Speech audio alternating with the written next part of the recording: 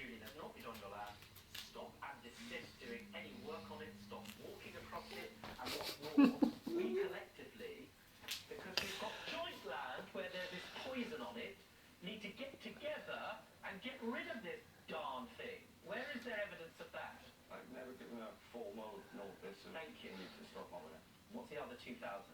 For the cost of maintenance of the house over the last year. Which house? Okay. Right. In the sense that over the last 12 months I've had Julie, listen. Your faith is towards the to help you. And they're certainly not going to help me. Look, I've got 2,000.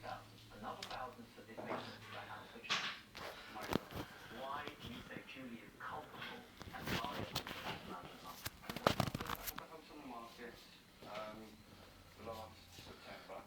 Yeah. Since then I've had 3 offers set to be accepted, which the buyer has then pulled out at the last minute on each one, citing the issue over access on the land. Why is that Julie's fault?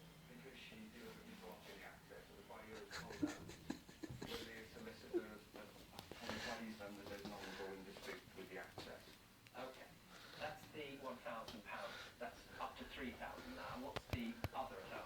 That was tied in with maintenance work as a result of the fact that I've had to provide extra maintenance for a house which should have been sorted a year ago, but that time.